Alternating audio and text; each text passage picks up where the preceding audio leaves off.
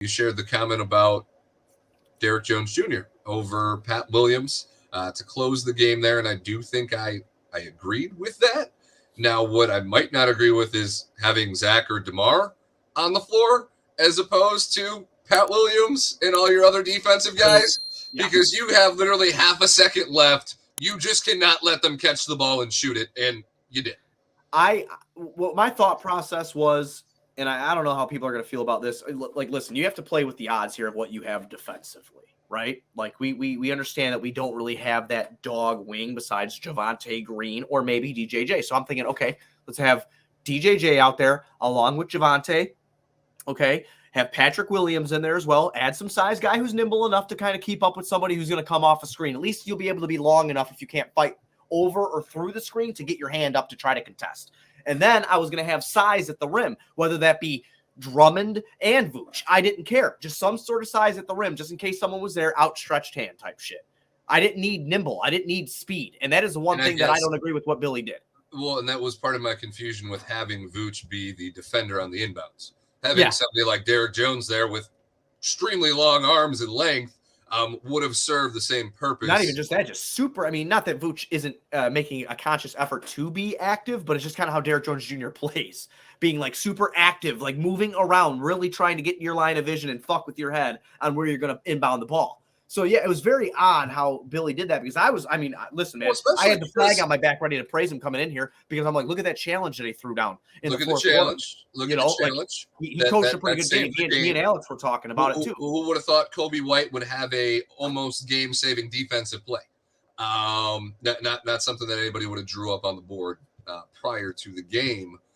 But he also had a timeout. Like you saw that Atlanta came out with no big guys. You were allowed to make an adjustment. Yeah. So I'm sitting here, and it's just to open the back door. Like, so usually when I'm on, when we get on the podcast, I usually have the kids down to bed, and I have the two computer screens. I have the game on one screen, and then I'll have the StreamYard pulled up on the other so we can do the fucking live show. What? I have Discord pulled up, and one of my best friends who lives in Colorado, who I grew up with, him and I watch the Bulls games together. And that's the first thing I fucking said to him. I'm like, they're trotting guards out there. I'm like, we need to do something. Like, we need to make an adjustment, and he didn't do it. And I'm just sitting there like, what the fuck? Like, why? But why are you not doing that? Like, it didn't feel right. But listen, I'm not going to sit here and lie to you. 0.5 seconds. I didn't think there was a way in hell when I didn't see the ball sail towards that rim at first. Like, where you can get like a No. Even after they're calling the game and they put the points on the board, I did not think he got that shot. Yeah, I had to see the replay to be like, God damn, Griffin really got that motherfucker off.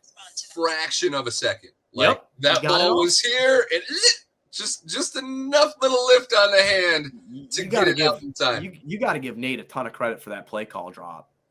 I mean, it was fantastic. Well, no, I mean, because that's a gutsy call. You make that inbounds pass, there's any bobbling, anything at all. It's done. Doesn't catch that clean in the air and just flip it up. It's done. You're done.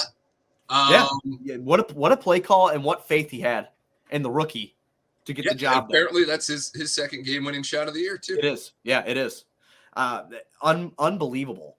Again, the game front to back, they're coming off a back-to-back. They had a historic night last night, 82 points, most points they ever scored in a half against Dallas, the Luka-less Dallas Mavericks, by the way, but still in all. They had multiple opportunities to win this game tonight, and they squandered them all, and we're back to square one. We're 11-15. We're 4-10 on the road. Something's got to give. They got to figure this shit out. And now if you're going to lose Io, and you got Caruso with a back issue, there's going to be a lot of hard questions coming up to ask yourself here. Again, I'm not trying to overreact and go crazy here, but you need to win the games that you're supposed to win. And I'm not saying that Atlanta is a pushover team. Hey, they're in the fucking playoff picture. We're not.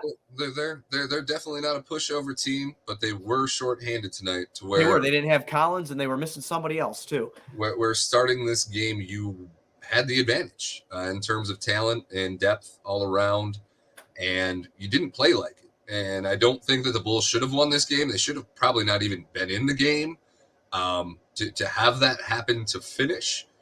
But to be in that position and see it end that way, as we see in the comments here, that really is just sums up the season so far.